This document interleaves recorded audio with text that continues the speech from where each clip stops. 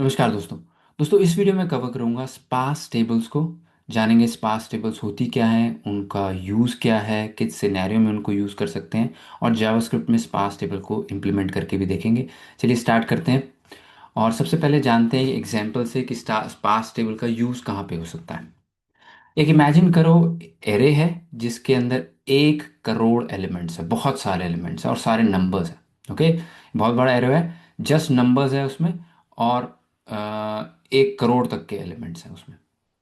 जैसे ये एक एग्जांपल है। इसके अंदर इमेजिन करें ऐसा एक एरे है जिसमें स्टार्टिंग में 12, 56, 23, 89 एंड बहुत सारे एलिमेंट्स हैं इसमें। टोटल अगर काउंट करोगे तो 1 करोड़ है। Let's take an example. अब मुझे पता करना है कि 0 और 3 इंडेक्स के बीच में, एरे का इंडेक्स 0 का मतलब पहला एलिमेंट, 0 और 3 का मतलब फोर्थ एलिमेंट, 0 और 3 इंडेक्स के बीच में मिनिमम एलिमेंट कौन सा है, मिनिमम नंबर कौन सा है। राइट, अगर ये मुझे निकालना है, ये मेरा प्रॉब्लम स्टेटमेंट है, तो मैं कैसे करूंगा। मैं लूप करूंगा 0 to 3, एक फॉर लूप लगाऊंगा, 0 से स्टार्ट करूंगा, 3 तक जाऊंगा और इन नंबर्स को कंपेयर करूंगा एंड देन बता दूंगा कि कौन सा है। अब इमेजिन करो मुझे पता करना है 100 और 10,000 इंडेक्स के बीच में कौन सा मिनिमम है। राइट, तो मैंने रेंज बढ़ा दी है। पहले तो मैंने 0 से 3 4 ही एलिमेंट्स थे, अब मैं कह रहा हूँ 100 और 10,000 के बीच में मिनिमम नंबर कौन सा है इंडेक्स के, इसी एरे के 100th इंडेक्स और 10,000 इंडेक्स के बीच में। तो ये आते हैं करीब 9900 एलिमेंट्स, जो कि बहुत सारे एलिमेंट्स हैं जिनको कंपेयर करने में भी हमें थोड़ा सा टाइम लगेगा, ज़्यादा टाइम लगेगा एज कम्पेयर टू ये जो 4 एलिमेंट्स हमने करने थे। और ये जैसे आप रेंज बढ़ाते चले जाओगे, अगर आप कहते हो कि मुझे 1 लाख और 50 लाख इंडेक्स के बीच में मुझे पता करना है कौन सा सबसे छोटा मिनिमम नंबर कौन सा है उस एरे के अंदर, जैसे जैसे आप ये रेंज बढ़ाते जाओगे आपका कंपैरिजन बढ़ता चला जाएगा, उतने ही ज़्यादा नंबर्स आपको कंपैरिजन करने पड़ेंगे, उतना ही आपका प्रोग्राम स्लो होता चला जाएगा। अब इमेजिन करो आप एक वेबसाइट बना रहे हैं जिसके अंदर आपको एक इनपुट दिया जाएगा और आपको फटाफट से उसमें से बताना है छोटा एलिमेंट कौन सा है। अगर ऐसा कोई सिनेरियो, आपने आपकी वेबसाइट है, वेब इंटरफेस है या ऐप है, आपके सर्वर पे बहुत सारे नंबर्स पड़े हैं और यूज़र कोई भी नंबर बता सकता है कि मुझे 100th इंडेक्स से लेकर 1 लाख इंडेक्स के बीच में सबसे छोटा एलिमेंट बताओ, और आपको बहुत फास्ट बताना है।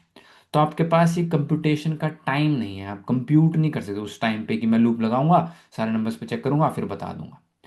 ये चलेगा फाइन अगर आप लूप लगाते हैं, उसके ऊपर कंपैरिजन करते हैं, ये चल जाएगा अगर छोटी हमारे पास रेंज है या एरे का साइज छोटा है। करोड़ों, 10 करोड़, 100 करोड़, इतने सारे अगर नंबर्स हैं और उसमें किसी भी रेंज के बीच में यूजर कह सकता है मुझे इसके और इसके बीच में सबसे छोटा नंबर बताओ, देन हमारे पास प्रॉब्लम आएगी, बिकॉज देन यूजर को वेट करना पड़ेगा क्योंकि आप कंप्यूट कर रहे होंगे उसी टाइम पे। स्पार्स टेबल इस प्रॉब्लम का सोल्यूशन है कि अगर आपके पास कुछ रेंज है, उसके अंदर कुछ क्वेरीज लगानी है कि मुझे मिनिमम नंबर दो, मैक्सिमम नंबर दो इस और इस इंडेक्स के बीच में, देन आप स्पार्स टेबल्स का इस्तेमाल कर सकते हैं। स्पार्स टेबल्स इस ऑपरेशन को बहुत फास्ट कर देती हैं। So sparse table is a data structure used for answering range query efficiently on static arrays। अगर आपके पास स्टैटिक एरे मतलब जो चेंज नहीं हो रहा, फिक्स है कि आपने बता दिया अभी ये करोड़, 10 करोड़ या ये 100 करोड़ एलिमेंट्स हैं इसके अंदर, और वो चेंज नहीं हो रहे, ऐसा नहीं हो रहा बार बार अपडेट हो रहा है, नया इंसर्ट हो रहा है, बहुत अनफ्रीक्वेंट चेंज है, ऑलमोस्ट स्टैटिक एरे है, वो चेंज नहीं होगा। अगर ऐसा कुछ है, देन आप रेंज क्वेरीज, यानी कि इस इंडेक्स से इस इंडेक्स के बीच में मिनिमम कौन सा है, इस इंडेक्स और इस इंडेक्स के बीच में मैक्सिमम कौन सा है, इनके आंसर्स बहुत ही फास्ट निकाल सकते हैं यूजिंग स्पार्स टेबल्स।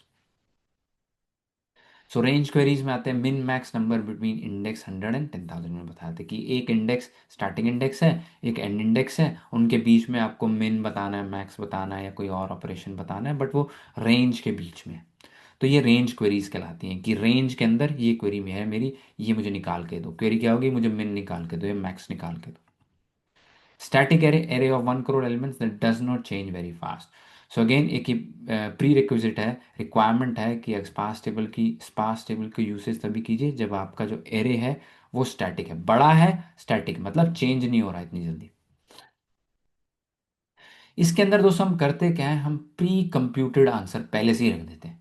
ठीक है, जितनी रेंजेस हैं सबके आंसर्स को हम प्री कंप्यूट करके रखेंगे, और फिर उसको ऑप्टिमाइज भी आगे बताऊंगा कैसे करते हैं। बट अभी के लिए ये समझिए कि आप पहले से ही कंप्यूट करके रखा हुआ है आपने कि 100 और 1000 के बीच में ये सबसे छोटा है, 1000 और 2000 के बीच में ये सबसे छोटा है, 2000 और 2 लाख के बीच में ये सबसे छोटा है। जितने कॉम्बिनेशन बनते हैं इमेजिन करें आपने प्री कंप्यूट करके पहले ही रख लिया उसको।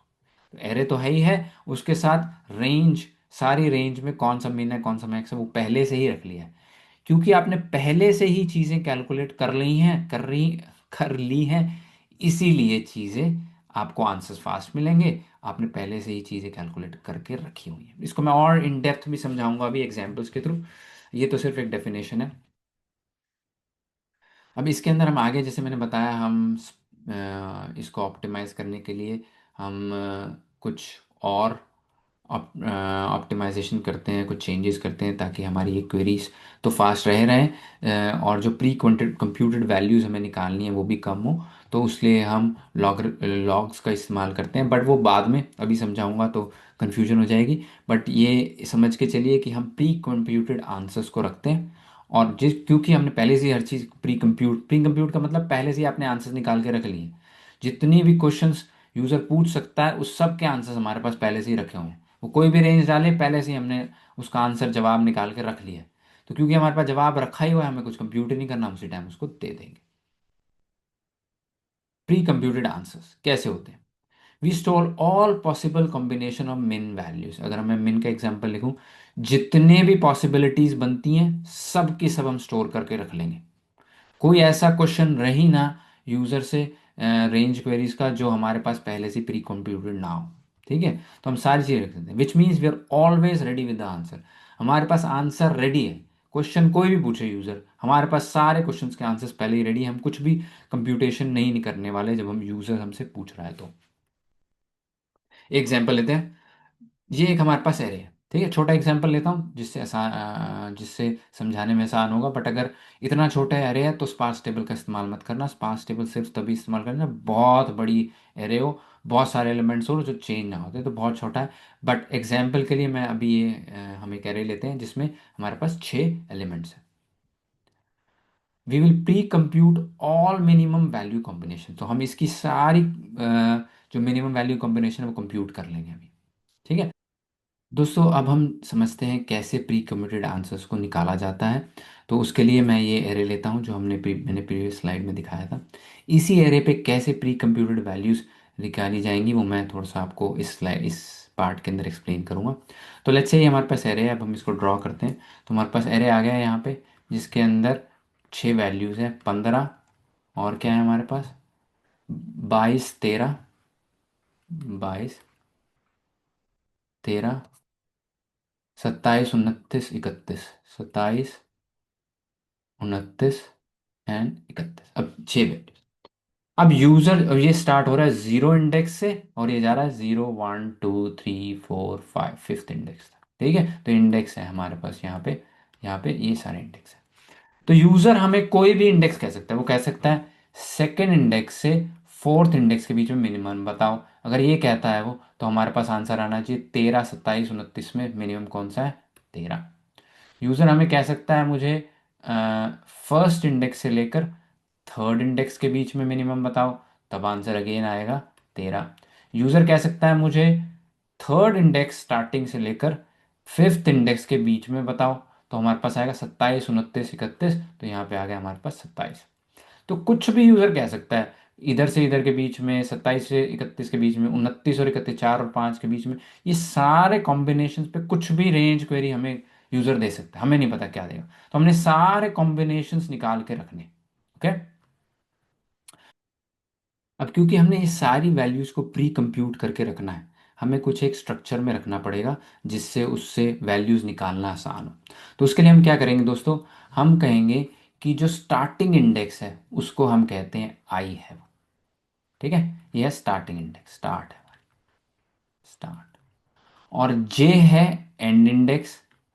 जे बता रहा है हमें एंड इंडेक्स, एंड कहाँ पे, एंड कहाँ पे। ठीक है, तो start index and and index. ठीक है, अब हम क्या करेंगे, जितने भी आई जे के वैलिड कॉम्बिनेशन बनते हैं, सबकी वैल्यूज को सेव करके रख लेंगे।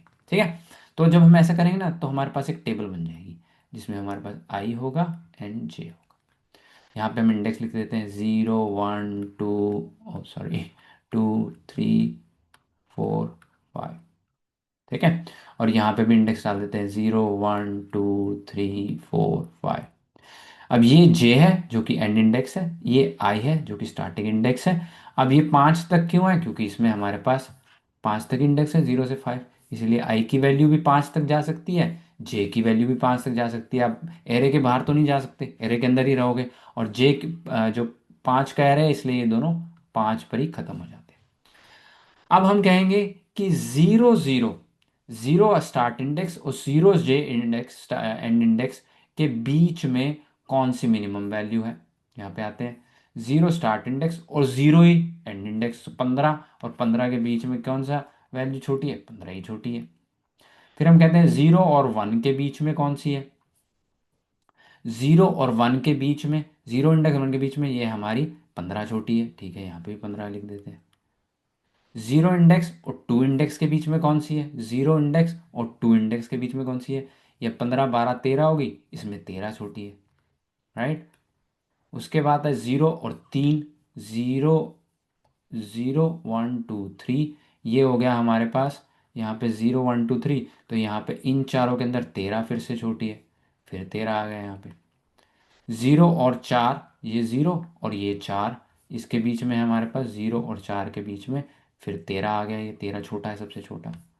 राइट, और 0 और 5, 0 और 5 लेंगे तो इसके बीच में भी 13 सबसे छोटा है।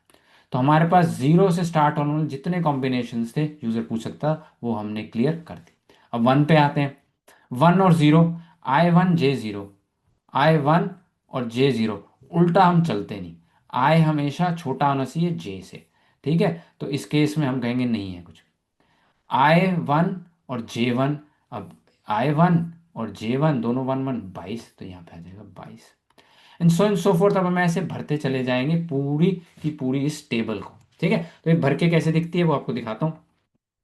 आई हो गया स्टार्ट इंडेक्स, जे हो गया and index, this table has all possible combination. तो अब और यहाँ पे देखोगे ऐसा कुछ रिजल्ट आएगा हमारे पास। ठीक है, आई और जे की वैल्यूज हैं, आई की वैल्यूज यहाँ पे 0 1 2 3 4 5, जे की वैल्यूज यहाँ पे 0 1 2 3 4 5। अब यहाँ 15 15 और फिर 4 13, यही था ना हमारा, 15 15 और 4 13, और यहाँ पे कुछ नहीं है और 22, यहाँ पे कुछ नहीं है और 22। सो ये सारे पॉसिबल कॉम्बिनेशंस हैं जिन पे यूजर हमसे कोई क्वेश्चन पूछ सकता है। हमने वो सारे कॉम्बिनेशंस ही लगा के यहाँ पे हमने रख दिए हैं उसको। ठीक है, पहले रख दिया, यूजर बोलेगा 3 and 3, हम कहेंगे 27, हमें कंप्यूट करने की जरूरत नहीं, हमने पहले ही कंप्यूट करके रख लिया है सारा। सो इससे जो ये प्रॉब्लम है रेंज क्वेरीज की, वो बहुत फास्ट हो जाती है। ओके, अब इस टेबल का कुछ एग्जांपल लेते हैं और उसके इसको यूज करके देखते हैं कैसे इसका इस्तेमाल किया जाएगा। तो लेट्स से यूजर कहता है 0 और 1, I 0 और J 1 के बीच में मुझे वैल्यू निकाल के दो। तब हम यहाँ पे जाएंगे, पिछली स्लाइड में इस टेबल में जाएंगे, I 0 और J 1 के बीच में वैल्यू कौन सी है, 15 सबसे छोटी है। तो क्या 15 आ रही है हमारे पास, ये आ जाएगी 15। फिर हम कहते हैं I 0 और 2 के बीच में कौन सी है। जब हम ये कहेंगे तो यहाँ पे हमारा जाएगा I 0 और J 2, 2 के बीच में ये आ जाएगी, हमारे पास आंसर आना चाहिए इसका 13। तो ये आंसर आ गया हमारे पास 13। So this is actually I 0 और 2 का मतलब क्या है, अगर इस एरे को देखो, 0 स्टार्ट करो और 2 तक जाओ, 15 12 13 के बीच में मिनिमम क्या है, 13। बट मुझे करने की जरूरत नहीं है, बिकॉज पहले से ही मैं इसको कंप्यूट करके यहाँ रख चुका हूँ। I 0 और 2 के बीच में 13 आंसर होगा। राइट, सो मैंने हर चीज मिनिमम वाले केस के अंदर रख दी है पहले से ही करके।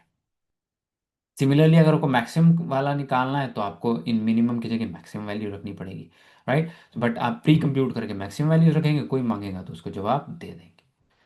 मिनिमम I और 4 के बीच में कौन सी है, तो I 1 और 4 के बीच में, तो यहाँ जाऊंगा मैं, I की वैल्यू 1 और J की वैल्यू 4, 1 और 4 के बीच में है 13, तो इसका आंसर आ जाएगा हमारे पास 13। राइट, 3 and 5 का क्या होगा, चलो वापस चलते हैं, 3 and 5 पे जाते हैं। 3 एंड यहाँ पे हमारे पास 5, ये आ गया हमारे पास 19, तो इसका आंसर आएगा हमारे पास 19। ओके। सो इस तरीके से हम एग्जाम्पल ले सकते हैं। ओके, यहाँ पे पहले से ही दी है। सो इससे हम एग्जाम्पल ले सकते हैं, जिससे इससे कुछ एग्जाम्पल्स हैं जिसके थ्रू हम इन वैल्यूज़ को प्री कंप्यूट करके कैसे निकालते हैं वो हम देख सकते हैं। अब दोस्तों यहाँ पे आपको दिख नहीं रहा, बट यहाँ पे डाउन साइड है। इस प्री कंप्यूटेड आंसर्स निकालने का एक डाउन साइड है बहुत बड़ा। वो क्या है? Pre computed table occupies a lot of memory या डिस्क स्पेस। अगर आपको ये सारी वैल्यूज रखनी है तो आपको बहुत बड़ा डिस्क स्पेस चाहिए, right? We have 21 elements for an array with 6 elements. तो अगर मैं पीछे जाऊँ, इस एरे में कितने थे? 6 एलिमेंट्स। और इस 6 की सारी कॉम्बिनेशंस को रखने के लिए हमें, अगर आप यहाँ पे सारे काउंट करोगे ना, तो आपके पास निकल के आएंगे 21 एलिमेंट हमने रखने पड़े। ओके, 6 का एरे है, तो हमें 21 प्री कंप्यूटेड वैल्यूज निकाल के पहले रखनी पड़ेगी। अगर इसी को एक्सट्रपोलेट कर दूं, 1 करोड़ अगर एलिमेंट है हमारे पास, हमें चाहिए 5 लाख करोड़ एंट्रीज। 5 करोड़ नहीं, 5 लाख करोड़ एंट्रीज। इतनी सारी एंट्रीज हमें देनी पड़ जाएंगी। ओके। सो ये इसका बहुत बड़ा डाउन साइड है कि हमें इतनी सारी एंट्रीज को रखना पड़ जाएगा अगर हमने ऐसा कोई सोल्यूशन निकालना है। तो फास्ट तो हो जाएगी चीज़, लेकिन डिस्क या मेमोरी की यूसेज बहुत बढ़ जाएगी, बिकॉज ये पूरे दूसरी टेबल को भी तो रखना पड़ेगा। अब हम इसको भी ऑप्टिमाइज कर सकते हैं कि ये 5 लाख करोड़ एंट्रीज को ना रख के इससे बहुत कम एंट्रीज रखें, फिर भी हमें फास्ट सॉल्यूशन मिल जाए। ये हमारा नेक्स्ट स्टेप होगा कि किस तरीके से हम इसको ऑप्टिमाइज करें और इसका स्पेस इशू को, प्रॉब्लम को सॉल्व करें। और उसको हम अब आगे वाली स्लाइड्स में हम उसको सॉल्व करेंगे। कैसे हम प्री कंप्यूटेड वैल्यू भी रख सकते हैं, लेकिन इतनी ज़्यादा वैल्यूज़ ना रखें, 5 लाख करोड़ जितनी, कम वैल्यूज़ रखें, और रिजल्ट फिर भी हमें जो हम चाहते हैं वो मिल जाए। अब यहाँ से दोस्तों जब हम ऑप्टिमाइज करने जाएंगे तो चीज़ें थोड़ी सी कॉम्प्लिकेटेड होती चली जाएंगी। तो उन चीज़ों को इजी बनाने के लिए मुझे मैथ के 2 कंसेप्ट्स, आपको हो सकता है आपको पहले से क्लियर हो, बट जिनके लिए नहीं है उनको मैं क्लियर करना चाहूँगा। उनमें सबसे पहला कंसेप्ट है power of two. Power of two क्या होता है? Power of 2 is a number that can be written as 2 to the power of k, where k is a whole number। ठीक है, इसका क्या मतलब हुआ? अगर 2 to the power of 0 करते हैं, that is 1। 2 to the power of 1 is 2। 2 to the power 2 is 2 multiplied by 2 is 4। 2 to the power 3 is 2 multiplied by 2 multiplied by 2 is 8। सो हम क्या कर रहे हैं यहाँ पे कि हम 2 को मल्टीप्लाई कर रहे हैं अपने आप से ही, कितनी बार? जितनी बार ये k की वैल्यू आ रही है। ठीक है, so 2 to the power 3 is 2 into 2 into 2 which is 8। 2 to the power 6 is 2 को अपने आप से 6 बार मल्टीप्लाई करना है। 2 into 2 into 2 into 2 into 2 तो कितना बन गया? 2 दूनी 4, 4 दूनी 8, 8 दूनी 16, 16 दूनी 32, एंड 32 2 जा 64। तो ये 64 हमें नंबर यहाँ पे मिल जाएगा, 64 यहाँ पे। अगर हम 2 to the power 6 करते हैं, इसमें कुछ स्पेशल, एक स्पेशल चीज़ है कि anything raise to the power of 2 और rise to the power of 0 is 1। 2 to the power of 0 is 1, right? ये एक एक्सेप्शन होता है। बाकी इसके अलावा उस नंबर को अपने आप से कितनी बार मल्टीप्लाई करें, उसको हम कहते हैं पावर ऑफ दैट नंबर। और 2 के केस में power of 2 is 2 multiplied by itself. कितनी बार वो अपने आप से मल्टीप्लाई हो रहा है, और कितनी बार करना है, जितनी बार यहाँ पे नंबर आ रहा है, राइट? सो ये पावर ऑफ 2 एक कंसेप्ट है जो आपको आना चाहिए आगे ऑप्टिमाइजेशन को समझने के लिए। नेक्स्ट कंसेप्ट जो हमें समझना है दोस्तों वो है लॉग बेस 2। ये बिल्कुल ऑपोजिट कंसेप्ट है पावर ऑफ 2 का। तो इसमें क्या होता है? What power should I raise to to to get? X मतलब? इसका मतलब है कि मैं 2 को, अगर मेरा 1 स्टार्टिंग पॉइंट है, तो मैं कह रहा हूँ कि 2 को किस से रेज करूँ कि आंसर आए 1, राइट? तो वो उसका वैल्यू है 0, कि 2 to the power 0 इज 1। सो जो हमें वैल्यू चाहिए वो है 0। इसको एग्जाम्पल लेके चलूँ अगर मैं, सो पहले हम कह रहे थे 2 to the power of 3 कितना बनता है हमारे पास? ये ऐसा है 2 times 2 times 2 विच इज 2 2 जा 4, 4 2 जा 8। इसके अंदर अब जब हम लॉग बेस 2 निकाल रहे हैं, हम 8 से स्टार्ट कर रहे हैं, और अब हम कह रहे हैं कि एक्चुअली हम कह रहे हैं 2 to the power of x है, मुझे x निकाल के दो इस केस के अंदर, कि what should I raise to to to get 8। तो आंसर आएगा हमारे पास इस केस के अंदर 3, राइट? सो अगर यही हमारे पास होती 4 से स्टार्ट करते तो हम कहते what should I raise to get 4, तो आंसर आ जाएगा हमारे पास that you should raise it to 2 because 2 to the power 2 is 4। So बिल्कुल ऑपोजिट है पावर ऑफ 2 का कंसेप्ट। ये दोनों कंसेप्ट समझने जरूरी है बिकॉज इनकी पावर को हम यूज करेंगे to optimize our solution. So 2 log of 2 is 2 to the power 1 is 2, so answer is 1। 4 आएगा हमारे पास, so हमारे पास आंसर आएगा 2 to the power of 2 is 4, so ये जो वैल्यू हमें चाहिए वो है 2, राइट। सिमिलरली 8 पे आता 2 to the power of 4, 2 to the 4 no, ये गलत हो जाएगा, यहाँ पे हमारे पास 3 आना चाहिए था, ये मैंने गलत किया यहाँ पे। 2 to the power 3 हमारे पास बनता है 8, तो इसका आंसर होना चाहिए 3, यहाँ पे ये गलत है, 4 नहीं होना चाहिए। अब इसके अंदर 6 जो है वो एक इंटरेस्टिंग केस है बिकॉज 6 जो है एग्जैक्टली 2 के मल्टीपल्स में नहीं आता, but if you raise it to 2.58 then हमारे पास वैल्यू 6 के करीब पहुंच जाती है। So 2 to the power of 2.58 is 6, इसलिए आंसर इज 2.58। सो दोनों एक हमको पावर ऑफ 2 देता है और एक देता है किससे हम 2 को रेज करें जिससे हमें ये वैल्यू मिले, राइट। इन दोनों की हमें ज़रूरत पड़ेगी आगे, इसीलिए मैं आपको इसके कंसेप्ट क्लियर कर रहा था। sparse table space optimization, we want benefits of sparse table with less element in the sparse table। so हमें अब ऑप्टिमाइज करना है। हमने sparse table बनाई थी, हमने देखा था अगर 1 करोड़ एलिमेंट हुए तो 5 लाख करोड़ के करीब हमें sparse table में एंट्रीज चाहिए होंगी। हम उसको सही करना चाहते हैं, तो हम चाहते हैं कि हमें जो फास्ट रिजल्ट मिल रहा था वो तो मिले ही मिले, जगह भी कम लगे, राइट, स्पेस भी कम ऑक्यूपाई हो। We can combine results of two smaller ranges to get the result of a bigger range। So जो ग्राउंड कंसेप्ट ये है कि आप जब किसी एरे पे काम कर रहे हैं, राइट, अगर हम किसी एरे पे काम कर रहे हैं यहाँ पे, तो जरूरी नहीं कि आप सारे कॉम्बिनेशंस को रखो। इंस्टेड आप कुछ कॉम्बिनेशंस को रख सकते हो और उनको जोड़ तोड़ के बड़े कॉम्बिनेशंस की वैल्यू को आंसर्स निकाल सकते हो। क्या मतलब हुआ उसको आगे समझाता हूँ। सो यहाँ पे हम पावर ऑफ 2 का यूज करेंगे, so we can optimize space, we can combine 2 ranges to find a bigger range. For example अगर मैं कहता हूँ मुझे 1 और 5 के बीच की वैल्यूज चाहिए, तो इस ये जो रेंज है ना हमारे पास, यहाँ से लेकर यहाँ से 22 से शुरू हुई और इस रेंज के अंदर की मिनिमम वैल्यू चाहिए, तो हमें पता है यहाँ पे मिनिमम आंसर है 13, हमारे टेबल से भी हमें मिल जाएगा। बट अगर मुझे, एक तो यह है कि टेबल में 1 से 5 की वैल्यूज को रखूं, मैं 1 से 5 की रेंज में क्या है। दूसरा यह है इंस्टेड ऑफ कीपिंग दिस, मैं क्या करूं, मैं इसको टुकड़ों में तोड़ दूं। मैं 1 से 2 रखूं, एक ये इस रेंज को रखूं मैं, और फिर मैं रखूं 2 और 5 की रेंज को, 2 और 5 की रेंज को रखूं, 2 और 5 की रेंज में। सो इस रेंज का आंसर हो गया यहाँ पे 13 है, तो इस रेंज का आंसर हो गया 13, और इस रेंज का आंसर हो गया यहाँ पे मिनिमम कौन सा है 27, और फिर मैं इन दोनों में से निकाल दूं मिनिमम कौन सा है।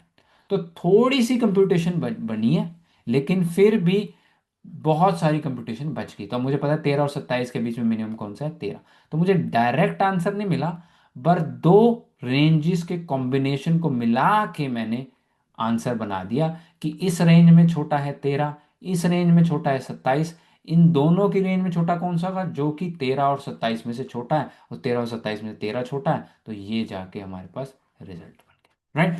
सो इस टेक्निक का हमें इस्तेमाल करना है, और इस टेक्निक का इस्तेमाल करेंगे, और अगर हम सही कॉम्बिनेशन रखें तो हम सारे रेंजेस को कवर कर सकते हैं without keeping all the ranges. Okay, let's create a new table using power of 2 of array. So यहाँ पे पावर ऑफ 2 का काम आता है, जहाँ पे हम पावर ऑफ 2 का इस्तेमाल करेंगे। पावर ऑफ 2 हमें वो रेंजेस सिलेक्ट करने में जो हेल्प करता है कि आप 1 और 2 रख लो, 3 से 5 रख लो, और फिर बाद में हम एक फॉर्मूला का यूज़ करके इनको कंबाइन कर सकते हैं, राइट। सो एक टेक्निक है जो पावर ऑफ 2 से है, और टेक्निक्स भी हो सकती हैं, लेकिन ये बहुत फेमस टेक्निक है पावर ऑफ 2 की, इसको मैं बता रहा हूँ। लेकिन जो ग्राउंड कंसेप्ट ये है कि आप सारे कॉम्बिनेशंस को मत रखो, कुछ कॉम्बिनेशंस को रखो और उनको कंबाइन कर दो जब आपको जरूरत पड़े, तो थोड़ी सी कंप्यूटेशन बढ़ा दो, लेकिन स्टोरेज आपकी बहुत कम हो जाएगी, ठीक है। चलिए दोस्तों, आप देखते हैं कैसे हम स्पार्स टेबल बना सकते हैं with space optimization using power of two. कैसे इस्तेमाल करेंगे? Let's calculate run. यही हमारे पास सेम एरे ले रहा हूँ मैं। 15, 12, 13, 27, 19, 31, 6 एलिमेंट्स हैं इसके अंदर। अब इसके अंदर एक चेंज आएगा। आई और जे सेम रहेगा, हमारे पास आई एन जे है, जैसे पहले भी हमारे पास आई एन जे थे। सो आई एन जे तो अभी भी रहेगा हमारे पास। आई हमारा स्टार्टिंग इंडेक्स है, पर जे अब चेंज हो जाएगा। जे इंस्टेड ऑफ जो कि पहले एंड इंडेक्स था, ये नहीं होगा। एंड इंडेक्स नहीं होगा। इंस्टेड जे क्या होगा? जे इज, जो हमारे पास जे की वैल्यू है, that will be count of elements. कितने एलिमेंट्स लेने हैं। तो जब जे की वैल्यू जीरो होगी, तब हम कहेंगे j is two to the power of zero, which is one. Two to power zero is one. अगर j की वैल्यू 1 होती है, तो हम कहेंगे j is two to the power of one elements, which is two. क्या मतलब? मतलब यह हुआ कि जब i की वैल्यू ज़ीरो है और j की वैल्यू, i की वैल्यू ज़ीरो है एंड j की वैल्यू ज़ीरो है, देन हमें चाहिए ज़ीरो से वन एलिमेंट। वन क्यों? Because two to the power zero is one. अगर i की वैल्यू ज़ीरो है एंड j की वैल्यू हमारे पास वन है, विच मीन्स हमें चाहिए ज़ीरो से two to the power of one, which is two. So हमें ज़ीरो से दो एलिमेंट चाहिए, मीनिंग ज़ीरो चाहिए, वन चाहिए एंड सेकेंड इंडेक्स चाहिए। तीन एलिमेंट चाहिए, right? So j is not index anymore. J index नहीं रहा अब। जे की जो वैल्यू है वो बता रही है हमें कितने एलिमेंट चाहिए, और डायरेक्टली नहीं बता रही। ये बता रही है कि two to the power of one element चाहिए, विच इज टू। ओके, यहाँ पे दिमाग घूमता है दोस्तों, ये ध्यान से समझना है। इस चीज को नहीं आया तो रिवाइंड करके दोबारा से देखना कि जे का कंसेप्ट क्या है। राइट, जे का कंसेप्ट इंडेक्स नहीं है। जे का कंसेप्ट है कितने हम एलिमेंट्स लेने हैं हमने, स्टार्टिंग फ्रॉम जीरो इंडेक्स, अगर आई की वैल्यू जीरो है। राइट, सो अगर ये कंसेप्ट क्लियर है तो आगे चलते हैं। आई एंड जे है, आई इंडेक्सेस है 0, 1, 2, 3, 4, 5, ये तो सेम रहा। जे जो है अब हमारे कम हो गए। ओके, जे में हम जा रहे हैं, अगर जे की वैल्यू जीरो है तो हम कह रहे हैं then j is two to the power zero, which is one. So हमें जीरो से वन एलिमेंट चाहिए। वन इंडेक्स नहीं है, one is length. So zero से वन मतलब जीरो से एक एलिमेंट इज 15, हमें यहां से मिल गया। देन आता है जीरो से j इक्वल टू वन है अगर, तो एक्चुअल में j इक्वल टू वन का मतलब है two to the power of one, which is two. So zero से दो एलिमेंट चाहिए, यानी कि 15 and 22। So we want minimum of 15 and 22, which is 15। इनमें 15 है, राइट। फिर हम कह रहे हैं i is zero, j is two, which means मुझे एलिमेंट चाहिए two to the power of two, which is four. मुझे जीरो से चार एलिमेंट्स चाहिए। ओके, चार एलिमेंट्स क्यों? बिकॉज हमारे पास जे की वैल्यू है two, to to the power of two is four. So चार एलिमेंट्स जीरो से कितने हो गए? 15, 22, 13, 27। ओके, और 15, 22, 13, 27 में मिनिमम कौन सा है? 13, तो इसका आंसर आ गया 13। ओके, अब मैं आगे नहीं जा रहा, जे इक्वल टू थ्री पे नहीं जाऊंगा। क्यों नहीं जाऊंगा? क्योंकि two to the power three is eight, और एट एलिमेंट्स ही नहीं है, छह एलिमेंट है, इसलिए यहां पे मैं रुक जाऊंगा। ओके, सो जहां पे लेंथ जो है, जो ये लेंथ निकल के आएगी अब आगे आएगी एट। एट पे तो हम जा ही नहीं सकते, बिकॉज एट एलिमेंट्स ही नहीं है। सिमिलरली यहाँ पे मैं टू का दिखाता हूँ।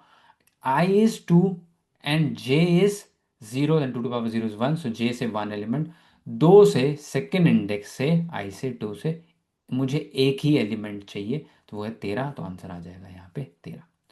दो से मुझे दो एलिमेंट चाहिए, दो से मुझे दो एलिमेंट चाहिए, 13 एंड 27 आ गया यहाँ पे। 13 एंड 27 में 13 हो गया। दो से मुझे अब चार एलिमेंट चाहिए, दो से चार, 13, 27, 29, 31। तो यहाँ पे हमारे पास 13 आ जाएगा इसका आंसर। फिफ्थ, चार पे चलते हैं। चार से एक चाहिए, 0, 1, 2, 3, 4। चार से एक चाहिए तो 19 आ गया। चार से दो चाहिए, चार से दो कितना चाहिए? चार, 0, 1, 2, 3, 4। चार से दो 19 और 31। और 4 से 19 के बीच में मिनिमम कौन सा है, 19, तो इसमें आ गया 19। यहाँ पे क्यों नहीं गए, बिकॉज 4 से 4 एलिमेंट्स है ही नहीं हमारे पास। अगर 4 से 0 1 2 3 4, 4 से 4 एलिमेंट्स है नहीं, 4 से 2 ही है, आगे खत्म हो जाती है रेंज, तो वो है ही नहीं, तो यहाँ पे कोई वैल्यू हमारे पास नहीं आएगी। सो अगर आप इस तरीके से डेटा को रखेंगे, राइट, अब इसमें से डेटा आंसर कैसे निकालना है वो आगे बताता हूँ, बट एक चीज यहाँ पे ऑब्जर्व करना, मैंने जो है एलिमेंट्स जो मुझे चाहिए वो मैं अब कम करता चला जा रहा हूँ। मेरे पास एलिमेंट्स, अगर इस टेक्निक का यूज करेंगे तो आगे चल के आप देखेंगे कि आपको वैल्यूज अब कम चाहिए होंगी। तो यहाँ पे अगर आप देखेंगे तो दोस्तों हमारे पास पहले 21 एंट्रीज थी पहले वाली टेबल में, अब 14 एंट्रीज रह गई हैं। ठीक है, तो 14 एंट्रीज कैसे, इसमें आप देख सकते हैं यहाँ पे 6 और ये 7 8 9 10 11 12 13 14, तो हमारे पास टोटल अब यहाँ पे 14 एंट्रीज हो गई हैं। पहले हमारे पास 21 एंट्रीज थी। ओके, अब इन एंट्रीज का यूज कैसे करना है वो बताता हूँ, बट अभी के लिए समझिए कि यहाँ पे 14 ही एंट्रीज हैं, पहले 21 एंट्रीज थी, कम हो गई हैं कुछ वैल्यूज। अगर यही चीज मैं 1 करोड़ के एलिमेंट पे करूंगा ना, तो मेरे पास 5 लाख करोड़ पहले एंट्रीज थी, लेकिन अब रह जाएंगी सिर्फ 23 करोड़। 23 करोड़ भी एक नंबर, बड़ा नंबर है, लेकिन आपको ये समझना है कि पहले 5 लाख करोड़ एंट्रीज थी पिछले वाले टेक्निक को यूज करके। तो अब जो टेक्निक बनाई है हमने, उसको यूज करेंगे तो 23 करोड़ एंट्रीज आएंगी।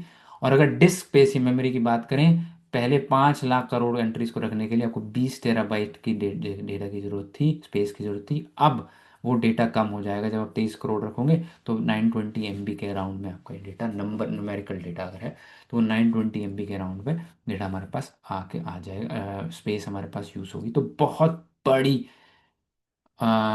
स्पेस की यूसेज है। तो ये पावर ऑफ टू का जो यूसेज है, ये बहुत ही अच्छा और शानदार यूसेज है। अब दोस्तों स्पार्स टेबल तो हमने पावर ऑफ टू से बना ली, अब इसको यूज कैसे करें इसका भी एक फॉर्मूला है। ओके, इस फॉर्मूले को समझते हैं। Formula to combine results of two small ranges which cover the full range. So अब हमें ये पता है कि हमारे पास सारे कॉम्बिनेशन तो नहीं पड़े, कुछ ही कॉम्बिनेशंस पड़े हैं, उन कॉम्बिनेशंस को हमें इस्तेमाल करना है। ठीक है, सो हम क्या करेंगे, दो छोटे कॉम्बिनेशंस का इस्तेमाल करेंगे जिससे पूरी रेंज कवर हो जाएगी, जैसे मैंने पहले एग्जांपल दिया था आपको। जैसे कि अगर हमने मिनिमम ऑफ 0 3 निकालना है, तो उसमें मैं क्या करूंगा, सबसे पहले मैं निकालूंगा length, which is right minus left +1। विच का क्या मतलब हुआ, इस है ना। फिर मैं निकालूंगा जे, ये आगे मैं आपको एग्जांपल से बताता हूँ। फिर मैं निकालूंगा j, j is math dot floor, and then इसका लॉग बेस निकालूंगा, लेंथ का लॉग बेस ऑफ 2, और उसका फ्लोर निकालूंगा। फ्लोर क्या होता है, अगर 2.3 है वैल्यू, डेसिमल वैल्यू है, तो उसका फ्लोर हो गया 2। 2.6 है, उसका फ्लोर हो गया 2। 3.2 है, उसका फ्लोर हो गया 3। ये है फ्लो। आंसर हमारा पास ये फॉर्मूला से आएगा, math dot min of s t is sparse table, sparse table left comma j, ये है लेफ्ट, लेफ्ट इज ये लेफ्ट वाली वैल्यू 0, राइट इज ये राइट वाली वैल्यू 3। राइट, सो हमारे पास क्या है, left, right, length and j, ये चार चीजें हमारे पास एज एन इनपुट मिलेंगी इस फॉर्मूला को। इसके अंदर मैं कह रहा हूं answer is math dot min of, इस टेबल के अंदर लेफ्ट और जे के कॉम्बिनेशन पे जो वैल्यू पड़ी है वो बताओ, राइट -2 टू पावर j+1, ये हमारा फॉर्मूला है। इससे हमारा यहाँ का इंडेक्स निकलेगा, सेकंड इंडेक्स, और इसके जे पे जो वैल्यू पड़ी है वो हमें बताओ। तो इसको अब मैं करके देखता हूँ कैसे होगा। S t is pass table. ठीक है, सो इस एग्जाम्पल को लेके चलते हैं। अगर मिनिमम ऑफ 0 3 निकालना है, राइट इज 3, लेफ्ट इज 1, क्योंकि लेफ्ट साइड पे पड़ा है तो ये लेफ्ट इज 0, और राइट साइड पे 3 पड़ा तो ये 3 हो गया। Length is right minus left +1 which is 3 - 0 +1 which is 4।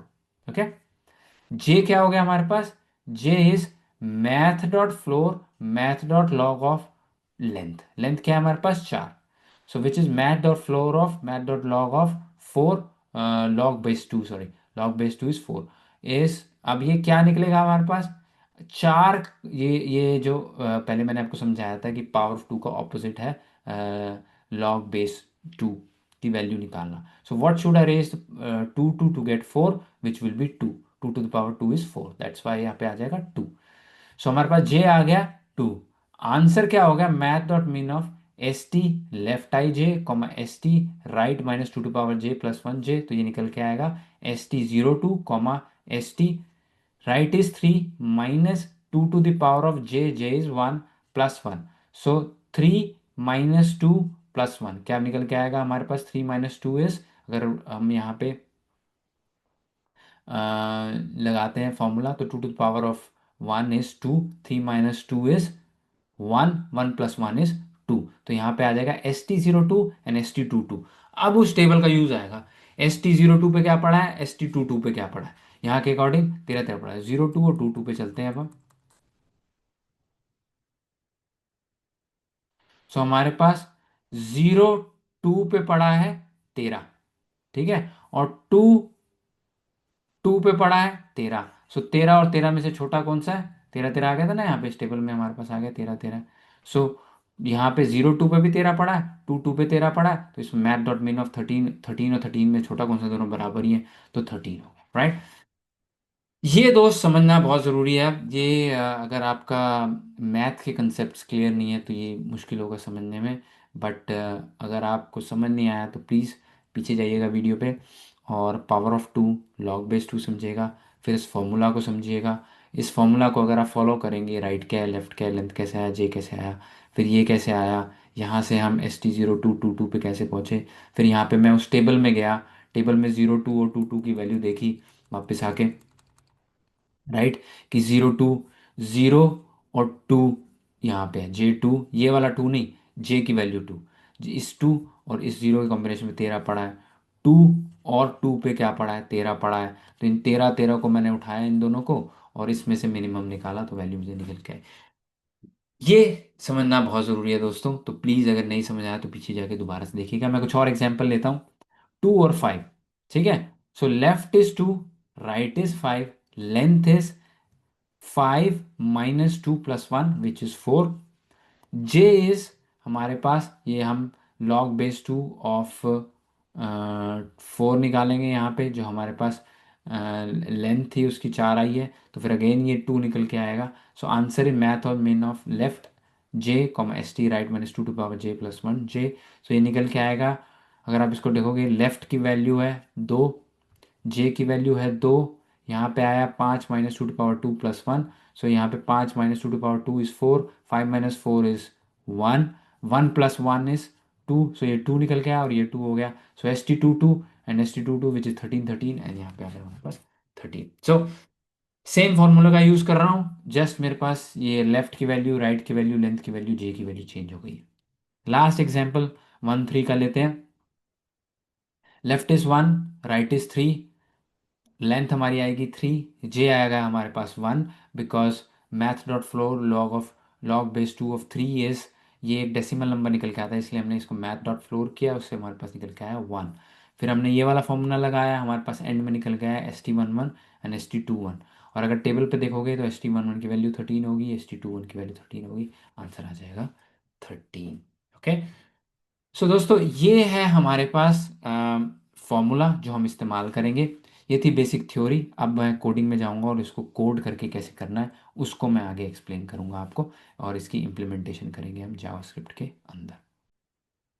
चलिए दोस्तों, अब हम स्पार्स टेबल के इस ऑप्टिमाइज्ड वर्जन को जावास्क्रिप्ट में इम्प्लीमेंट करके देखेंगे, और सेम फॉर्मूलाज का इस्तेमाल करेंगे, और उसको देखते हैं जावास्क्रिप्ट में कैसे हम कोड कर सकते हैं। सो हम अपनी स्पार्स टेबल की क्लास बनाएंगे जावास्क्रिप्ट में, बिकॉज एज सच कोई इनबिल्ट क्लास का सपोर्ट नहीं है स्पार्स टेबल की। तो हम अपनी जावास्क्रिप्ट की क्लास बनाएंगे, और उसमें दो मेन फंक्शन होंगे, to build a sparse table for minimum values, right. मैं स्पार्स टेबल बना रहा हूँ मिनिमम वैल्यूज़ के, आप मैक्सिमम के लिए भी बना सकते हैं, थोड़ा सा चेंज हो जाएगी चीज़, बट मोटा मोटी चीज़ें सेम ही रहेंगी। मैं मिनिमम को कवर कर रहा हूँ, and then query to find the minimum value. तो इन दोनों चीज़ों को हम कवर करेंगे, दो फंक्शंस को, to build a sparse table and to query from a sparse table. तो इसके लिए जावा विजुअल स्टूडियो कोड में आते हैं, और यहाँ पे मैं अपनी एक स्पार्स टेबल की फाइल बनाता हूँ, sparse-table.js। अब यहाँ पे मैं दोस्तों क्लास बनाऊंगा एक स्पार्स टेबल की, और यहाँ पे जो सबसे पहले मुझे एक इनपुट चाहिए होगा, मुझे इनपुट चाहिए होगा एरे। तो मैं कहूँगा मेरे पास एक कंस्ट्रक्टर है, कंस्ट्रक्टर। ओके, यहाँ पे ये नहीं आएगा, सॉरी। यहाँ पे हमारे पास कंस्ट्रक्टर है, और कंस्ट्रक्टर को हम एक देंगे एरे। ठीक है, हमारे वाला ये एरे देंगे 6 एलिमेंट्स वाला। और हम कहेंगे इस एरे के ऊपर स्पार्स टेबल बनाओ, और इसी एरे के ऊपर फिर उसके बाद हमें क्वेरी करके भी दो, जो मैं रेंजेस दूंगा मुझे वैल्यू बताना। ओके, तो यहाँ पे सबसे पहले मैं कहूँगा कि मुझे चाहिए एन। एन क्या है? लेंथ ऑफ एरे, इस एरे की लेंथ। तो इसकी लेंथ जो है वो मैं यहाँ पे, ये जो एरे मुझे पास इनपुट आया है, इसी की लेंथ मैं एक यहाँ पे एक प्रॉपर्टी बना के उसमें डाल दूंगा। फिर मुझे एक चाहिए के। के किस लिए चाहिए? बिकॉज मुझे एक स्पार्स टेबल का एरे बनाना है, और 2 डायमेंशनल एरे। तो उसको बनाने के लिए मुझे एक के चाहिए, विच इज, इसका फॉर्मूला क्या रहेगा? मैं कह रहा हूँ मैथ डॉट फ्लोर। किस चीज़ का मैथ डॉट फ्लोर चाहिए मुझे? Math of log 2 of, log 2 of what? ये जो मेरे पास n निकल के आया है इसका +1। ये क्या है? ये मैं आगे आपको आपको समझाता हूँ इसकी क्यों जरूरत पड़ेगी, राइट? क्यों हम बना रहे हैं, राइट? सो मेरे पास ये मैथ डॉट फ्लोर है, इसका मैं कॉन्स्ट यहाँ से मैंने k एक वैल्यू निकाल ली। अब मैं क्या करूंगा दोस्तों, मैं एक स्पार्स टेबल बना रहा हूँ, इसको मैं एस टी कहूँगा। मेरी ये स्पार्स टेबल है जिसके अंदर सारा जो डेटा है स्पार्स टेबल का वो इसके अंदर रहेगा। ठीक है, अब स्टार्टिंग में जब मेरे पास अ, मैंने अभी बिल्ड नहीं करा, मैं बिल्ड करने से पहले एक खाली है, एक खाली स्ट्रक्चर बनाऊंगा, और वो जो स्ट्रक्चर होगा ना वो रिप्रेजेंट करेगा इस टेबल को। ठीक है, तो मुझे ये टेबल चाहिए अपने जावास्क्रिप्ट के कोड के अंदर। अब ये एक 2 डायमेंशनल एरे है जिसके अंदर ये पहली रो एक एरे है, ये सेकंड रो एक एरे है, तीसरी रो, चौथी रो, पांचवी रो, छठी रो। तो मेरे पास ये एक बड़ा एरे है जिसके अंदर 6 एरेज हैं। सो एरे ऑफ एरेज 2 डायमेंशनल का एक एरे बना जाएगा। सो मैं पहले कहूँगा मुझे सबसे पहले एक एरे बना के दो। कहाँ से बना के दो? मुझे बना के दो इसकी लेंथ पे। मुझे एरे में 6 रोज चाहिए। ओके, सो वो कैसे लिखेंगे? एक एरे का फ्रॉम फंक्शन है जो कि लेता है लेंथ, LENGTH। और इसमें मैं कहूँगा कि मेरे जो एरे की लेंथ होगी वो होगी जो मैंने यहाँ पे n निकाला है, ये। ठीक है, इतने का मुझे एरे एक बना के दो। ठीक है, तो जब मैं ये करूंगा इसको मैं प्रिंट करा देता हूँ, फिर इसको आपको आगे अच्छे से समझ आएगा, फिर मैं के का यूज़ कैसे करना बताऊंगा।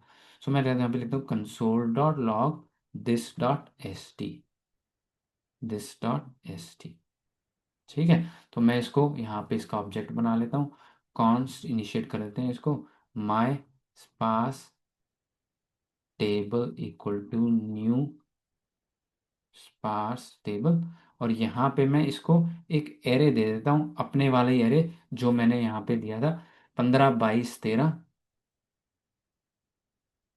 15 22 13, 27 19 31, 27 29 31, 27 29 31, 27 19, सॉरी, 19 31। सो 15 22 13, 15 22 13, 27 19 31, 27 19 31। ओके, सो ये मैंने इसको इनपुट दिया। अब मैं इसको चलाता हूँ, यहाँ पे मैं कहता हूँ node sparse table dot JS.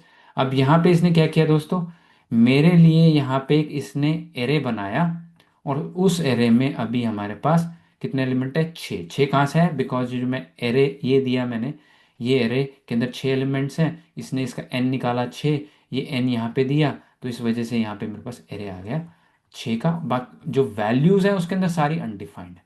अब मुझे इन अनडिफाइंड वैल्यूज़ को यहाँ पे मुझे डिफाइन करना है। ठीक है, तो वो कैसे डिफाइन करूँगा मैं? उसके लिए फ्रॉम के अंदर यहाँ पे आप एक एरो फंक्शन दे सकते हैं, और कह सकते हैं कि यहाँ पे एक एरे बनाओ, कितने एलिमेंट्स का? के एलिमेंट्स का। यहाँ पे के आ रहा है, और यहाँ पे इसको फिल कर दो 0 से। अभी के क्यों चाहिए ये मैं बताता हूँ। फिल कर दिया उसको 0 से, कि 0 वैल्यूज डाल दो इसके अंदर। जब मैं ये करूँगा तो क्या होगा दोस्तों? अब इसका स्ट्रक्चर देखो यहाँ बनता चला जा रहा है। ये एक एरे बन गई, एरे के अंदर एरेज हैं, और कितने एलिमेंट्स हैं? 6। तो यहाँ पे अगर आप जाओगे, ये ये वाला स्ट्रक्चर हमारे पास आ गया छः एलिमेंट्स हैं यहाँ पे, हमारे पास छः रोज हैं, और हर एक के अंदर 1 2 3 एलिमेंट्स हैं। देख रहे हैं, हर रो के अंदर तीन है ना, यहाँ पे भी तीन आएंगे। अब ये तीन था जो मैंने के दिया, के की वैल्यू आई तीन। के की वैल्यू तीन क्यों ली? बिकॉज यहाँ पे मैं कह रहा हूं कि जो मेरी एन की वैल्यू है छ, सॉरी छ, सो मैं कभी भी यहाँ पे चार से आगे नहीं जा सकता, बिकॉज ये टू के पावर पे चल रहा है। ओके, सो ये टू के पावर पे चल रहा है, तो मैंने इससे कहा है कि मुझे वैल्यूज वहां तक की दो जहां पे टू टू पावर से अलाउड है। अगर टू टू पावर थ्री हो जाएगा तो वो एट हो जाएगा, एट होते ही ये एरे के बाहर चला जाएगा। एरे में छह ही एलिमेंट्स है, तो मैं कह रहा हूं what should I raise this n which is six. मैं किस पावर पे, वही मैं लॉग बेस टू जो था ना मेरा, यहाँ पे मैं कह रहा हूं log base two of six. So ये मेरे पास निकल के आया समथिंग लाइक 2.25, 2.5 कुछ निकल के आएगा मेरे पास, आई थिंक सो। बट पूरा थ्री नहीं आएगा, 2.3 से कम कुछ आएगा। एंड देन क्योंकि 2.5 था, मैंने इसका मैथ डॉट फ्लोर किया। इसको पहले मैंने एक से और बढ़ा दिया। सो ये बन गया around 2.5 plus one which is 3.5। और 3.5 का मैंने फ्लोर ले लिया, 3.5 का फ्लोर लिया, तो ये निकल के आएगा, जब मैं इस पर फ्लोर करूंगा तो ये निकल के आएगा मेरे पास थ्री। सो ये थ्री एलिमेंट्स इसीलिए इसने यहाँ पे डाल दिए हैं। ओके, सो ये हमें थ्री एलिमेंट्स चाहिए। अगर टेबल में देखोगे हमारे पास थ्री है, 1 2 3, तो थ्री एलिमेंट्स चाहिए हमें मैक्सिमम, तो इसलिए मैंने एरे भी ऑफ थ्री ही बनाया। तो हमारे पास ये बेसिक स्ट्रक्चर बन गया। अब मुझे पहला फंक्शन बनाना है जो कि है दिस डॉट बिल्ड। बिल्ड करके दो मुझे इस, अब मुझे इस एरे को इस सॉरी पास टेबल को बिल्ड करना है यूजिंग दिस एरे। सो यहाँ पे अब मेरे पास बिल्ड का ये फंक्शन बनेगा जो कि एरे ले रहा है। ठीक है, और यहाँ पे अब मैं इस एरे को मुझे भरना है। तो यहाँ पे अभी तो जीरो जीरो वैल्यूज पड़ी हैं। अब मुझे क्या करना है, मुझे यहाँ पे पहले 15 22 13 पहले पहली कॉलम पे चलते हैं। ये वैल्यूज मुझे भरनी है सारी। ओके, अब ये वैल्यूज मैं कैसे भरूंगा? ये वैल्यूज जो है एरे की सीधी सीधी वैल्यूज है, 15 22 13 27 19 31, सीधी सीधी वैल्यूज है, राइट? जो एरे में है वही वैल्यूज यहाँ पे भरी हुई। ओके, सो उसको भरने के लिए मैं क्या करूंगा, यहाँ पे मैं कहूंगा, मैं एक लूप लगाऊंगा for let i equal to zero, zero से स्टार्ट करो। ठीक है, कहाँ तक जाना है? मुझे जाना है जहां तक एन है, ये जो मैंने एन निकाला था ना, which is array dot length. मैं एरे डॉट लेंथ भी लिख सकता हूँ यहाँ पे, बट मैं कहूँगा i is less than this dot n, यहाँ तक जाना। ठीक है, उसके बाद आई प्लस प्लस करना। ओके, ये अब मेरा जो एरे है वो जीरो से स्टार्ट होगा और पूरे उस एरे तक जाएगा। और फिर मैं कहूँगा मेरे जो स्पार्स टेबल है उसके आईएथ एलिमेंट का जीरोथ एलिमेंट आई जे है ना, वो भर देना किससे? एरे के आईएथ एलिमेंट से। ओके, तो इससे मैं एरे के अंदर से वैल्यूज निकाल के पहली आई की, जो इसमें देखोगे ना आप, आई की वैल्यू बढ़ती जा रही है, जे की वैल्यू जीरो है, तो यानी जे हमेशा ही जीरो है, जे जीरो पे वैल्यूज भर रहा हूँ। तो अब जब मैं ये करूंगा और उसके बाद यहाँ पे जब मैं इसको कंसोल लगा के प्रिंट करूंगा, यहाँ पे जब मैं करूंगा, तो आप देखोगे 15 22 13 27 19 31, ये वाली वैल्यूज भर के मेरे पास आ गई। ओके, अब यहाँ पे दोस्तों, अब हमने पहली कॉलम तो बना लिया। अब बाकी चीज़ों को भरने के लिए हम इस्तेमाल करने जाएंगे दोस्तों two to the power of j, power of two का। ठीक है, तो उसके लिए मुझे आपको एक चीज़ दिखानी पड़ेगी। अगर मुझे चाहिए console dot log two to the power of two, तो ये कैसे लिखते हैं? With double stars. ठीक है, तो जब मैं इसको करता हूँ node sparse table dot JS, तो two to the power of two is four. अगर two to the power of three करना है, टू टाइम्स टू, तो ये बन के आएगा हमारे पास एट। सो इसको रखने का तरीका, लिखने का तरीका है two to the power of two double star three, so which is two to the power of three. इसका मैं इस्तेमाल करने जा रहा हूँ दोस्तों। ठीक है, तो अब मैं क्या करूँगा दोस्तों, यहाँ पे मुझे एक डबल लूप लगाना पड़ेगा जिसके अंदर मैं जे से स्टार्ट करूँगा। जे की वैल्यू क्या होगी, जे की वैल्यू स्टार्ट होगी दोस्तों वन से। और यहाँ पे मैं कह रहा हूँ कि जे की वैल्यू वन से स्टार्ट करो, and two to the power of j should be less than equal to this dot n. मैं टू के पावर्स में बढ़ रहा हूँ। ओके, पहले जे की वैल्यू यहाँ पे अगर आप जाएंगे तो मैं टू के पावर्स में बढ़ रहा हूँ, राइट, रादर देन इंक्रीमेंट। बढ़ तो मैं इंक्रीमेंट रहा हूँ, लेकिन जो मेरी कंडीशन है वो ये है कि two to the power of जो जे है उसको चेक करते रहना, कहीं इस रेंज के बाहर ना पहुंच जाऊं, मैं आठ पे ना चला जाऊं, राइट। सो बढ़ ये एक से ही रहा है, जे की वैल्यू वन से बढ़ रही है, लेकिन टेस्ट हो रही है with the power of two. Okay, so एक तो ये लूप चलाया, ये तो हो गया जे का लूप। अब इसके अंदर मुझे आई का लूप चलाना है, और वो लूप भी आई का जो होगा, let i equal to zero. अभी इसको वन से क्यों स्टार्ट करा, because j is equal to zero तो हमने भर ही दिया है। अब जे इक्वल टू वन से मुझे स्टार्ट करना है, राइट। सो आई कहाँ से स्टार्ट करना है, आई तो मुझे जीरो से स्टार्ट करना पड़ेगा। और यहाँ पे मैं कहूँगा i plus two to the power of j. जो आई, अब मुझे कंडीशन ये लगानी है कि मैं आई में भी रेंज से बाहर ना चला जाऊं, right. So i plus two to the power of j should also be less than equal to this dot n, and then i plus plus. ठीक है, तो अब मेरे पास ये चीज़ भी मैंने यहाँ पे कवर कर ली। अब इसको अगर मैं देखता हूँ, कंसोल डॉट लॉग करूँगा, कंसोल डॉट लॉग अगर मैं आई जे करता हूँ यहाँ पे, तो आपको वो रेंजेस पूरी नज़र आएंगी जो मैं अब कवर करने जा रहा हूँ। तो इसको जब मैं करूँगा तो आपको दिखेगा यहाँ पे मैं कवर करने जा रहा हूँ zero one, one one, two one. इसको अब आपने आई जे के कंसेप्ट में लेना है। So zero, zero one, one one, two one, और यहाँ पे हमारे पास आ रहा है three one and four one, three one and four one. और फाइव वन की जरूरत नहीं है, बिकॉज फाइव वन पे कोई वैल्यू होगी नहीं, बिकॉज वो रेंज से बाहर चली जाएगी फिर वैल्यू, राइट। तो इसीलिए यहाँ पे आया हमारे पास फोर वन, हमारे पास लास्ट लीगल वैल्यू होगी इस केस के अंदर, राइट।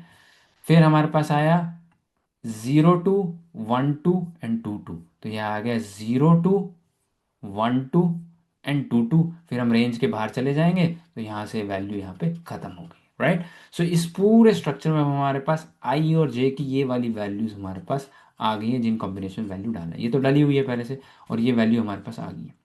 अब नेक्स्ट जो यहाँ पे ट्रिक लगती है, मैं इसको ट्रिक कहूंगा, बिकॉज इसको आप बड़े तरीके से भी कर सकते हैं, बट मैं इसमें ट्रिक का इस्तेमाल करूंगा जिससे आप पुराने रिजल्ट्स का इस्तेमाल करके ये वैल्यूज को भी भर सकते हैं। ठीक है, तो वैसे उसमें क्या होगा, मुझे इसमें लेफ्ट और राइट का कंसेप्ट लगाना पड़ेगा। यहाँ पे मैं कह रहा हूँ कॉन्स्ट लेफ्ट इक्वल टू, अब यहाँ पे एक लेफ्ट होगा और एक राइट होगा। लेफ्ट क्या होगा, दिस डॉट एस टी, जो मेरी टेबल है उसमें आई एंड जे माइनस वन। ठीक है, और यहाँ पे एक राइट भी होगा। राइट क्या होगा मेरे पास, राइट की वैल्यू होगी दिस डॉट एस टी। अब इसके अंदर मुझे भी यहाँ पे भी आई और जे चाहिए, तो आई का फॉर्मूला निकालने का ये है i plus two to the power of j minus one. ठीक है, इसका फॉर्मूला है जे माइनस वन, और यहाँ पे आ जाएगा हमारे पास जे माइनस वन। सो इसमें हम क्या कर रहे हैं, यहाँ पे हमारे पास एक फॉर्मूला लिख रहे हैं जिससे हमें दो ऐसी वैल्यूज मिलेंगी जिनका इस्तेमाल करके हम करंट वैल्यू को, जो एग्जिस्टिंग टेबल हमारे पास बन गई है ना, इसी टेबल का इस्तेमाल करके आगे वाली वैल्यूज को भरते चले जाएंगे। अब इसमें मैं करूँगा कॉन्स्ट, मैं इसमें सीधा डाल देते हैं दिस डॉट एस टी के अंदर आई जे। अब यहाँ पे आई जे इज आई, और यहाँ पे आ गया हमारे पास जे। आई जे की वैल्यू इज, यहाँ पे आई जे की वैल्यू क्या होगी, इन दोनों की मिनिमम वैल्यू, मैथ डॉट मिन ऑफ लेफ्ट एंड हमारे पास जो राइट की वैल्यू है उसका minimum, right. So left comma right. अब जब मैं इसको करूँ, इसको हटा देता हूँ, अब जब मैं इसको करूँगा इस चीज़ का इस्तेमाल करूँगा, अब इसने मेरी इस पूरी चीज़ को भर दिया है। यहाँ पे मेरे पास आ रहा है 15 13 13 19 19, 15 13 13 19 19, यहाँ पे आ रहा है 13 13 13, यहाँ पे आ रहा है 13 13 13। तो अब हमारे पास इस ट्रिक की वजह से हमने इस पूरे इसको भर दिया है। इसको अगर आपने समझना है तो आपको ये i j-1, सॉरी, और इस वैल्यू को आपको कंसोल लॉग लगाना चाहिए यहाँ पे। तब आपको समझ में आएगा कि जो 15 की वैल्यू है वो हमने डिराइव करी है पुरानी वैल्यूज, दो वैल्यूज को यूज करके। ठीक है, उससे मैंने इसको डिराइव करा। सिमिलरली 13 की वैल्यू भी पुरानी वैल्यू से डिराइव करी गई। तो ये फॉर्मूला वो ट्रिक कर रहा है। अदरवाइज आप ये नहीं रखना चाहते फॉर्मूला, तो आप इसको पूरे को कैलकुलेट कर सकते हो लूप लगा के, बट वो स्लो होगा प्रोसेस। तो ये इंटेलिजेंट प्रोसेस है, किस जिस इस ट्रिक को यूज करके आप उसको फास्ट कर सकते हैं। तो दोस्तों अब नेक्स्ट जो हमें इम्प्लीमेंट करना चाहते हैं वो है कंसेप्ट ऑफ क्वेरी, कि हमें क्वेरी का एक फंक्शन लिखना है जिसके अंदर मैं लेफ़्ट और राइट दूं, और लेफ़्ट और राइट से मुझे जो है रिजल्ट निकल के आए। तो उसके लिए इस लेफ़्ट और राइट के बीच में मिनिमम वैल्यू कौन सी है उसका मुझे रिजल्ट निकल के आए। वो निकालने के लिए दोस्तों मैंने ये फॉर्मूला बताया था आपको पहले, इसी का ही इस्तेमाल मैं करूँगा। तो यहाँ पे मेरे पास लेफ़्ट और राइट आ गया। तब सबसे पहले जो मुझे चीज़ निकालनी है वो है length. So const length equal to जो मुझे चाहिए that is right minus left, right minus कर लेफ्ट करेंगे, r minus l plus one. ठीक है, तो इससे मेरे पास निकल के आ जाएगा लेंथ।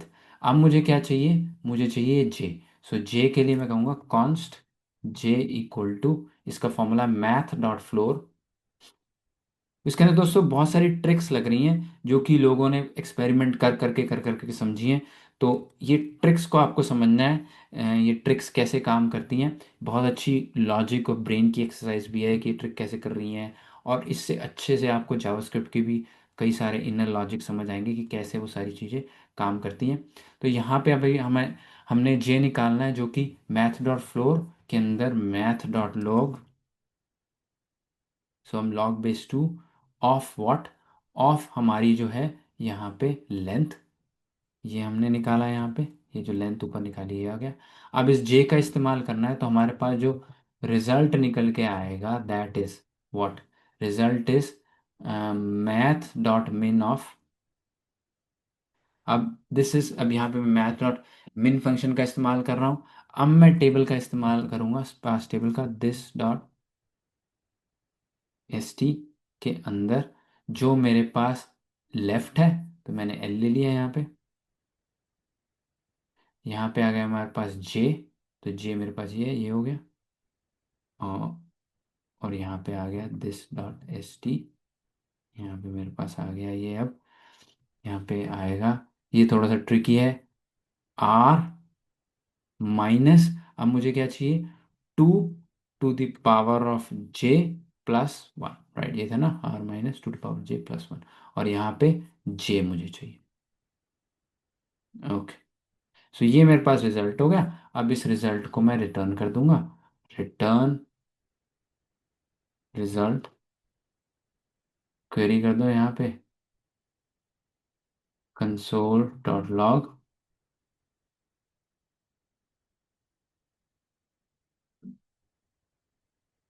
क्वेरी। अब क्वेरी के अंदर मुझे एक रेंज देनी है, राइट। क्वेरी जो है लेफ्ट और राइट की कुछ रेंज ले रही है, तो मैं इसमें देता हूँ सबसे पहले 0 and 3। सो मैं इसी रेंजेस को लेता हूँ जो मैंने यहाँ पे लिया था, मिनिमम ऑफ 0 and 3। सो इसी में, सो यहाँ पे मैं लिख देता हूँ, सो हमें क्लियर हो जाएगा।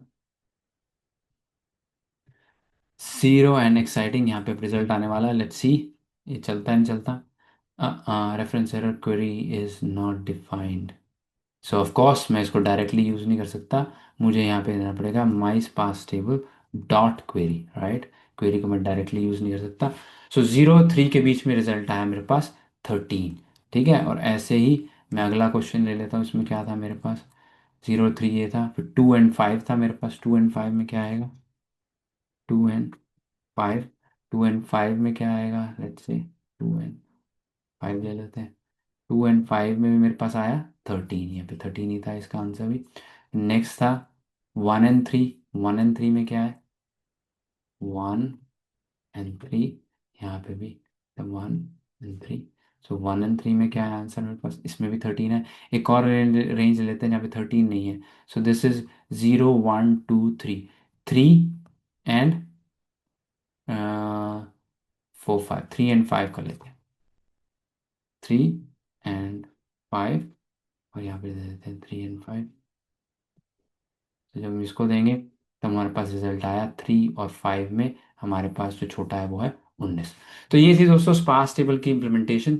इसका लिंक मैं डिस्क्रिप्शन में डाल दूंगा ताकि आप भी अपनी मशीन पे इसको चला सकें।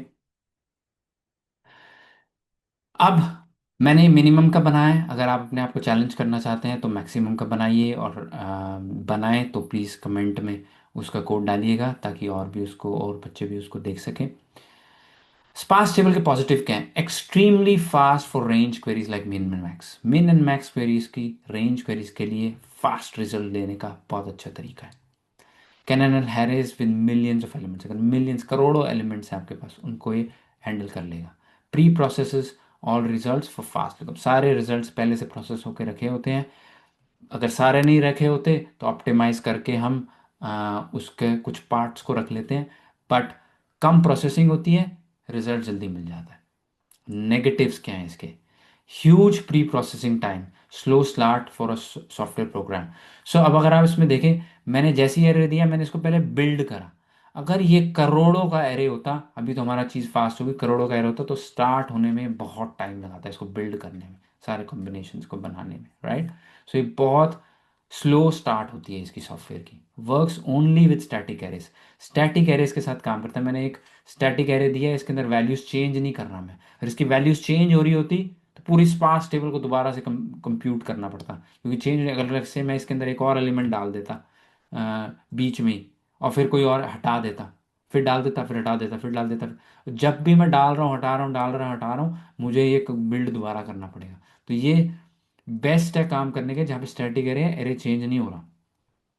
Updates are not allowed as everything needs to be computed again, जैसे मैंने बताया, अपडेट्स यहाँ पे अलाउड नहीं होते, बिकॉज आपको सब कुछ दोबारा से कंप्यूट करना पड़ेगा। एंड देन रीज़न जिस वजह से हमने स्पार्स टेबल बनाया है वही ख़त्म हो जाता है, then there is no use of sparse table. अगर आपको बार बार अपडेट करना पड़ रहा है एरे को, देन कोई फ़ायदा नहीं है स्पार्स टेबल का।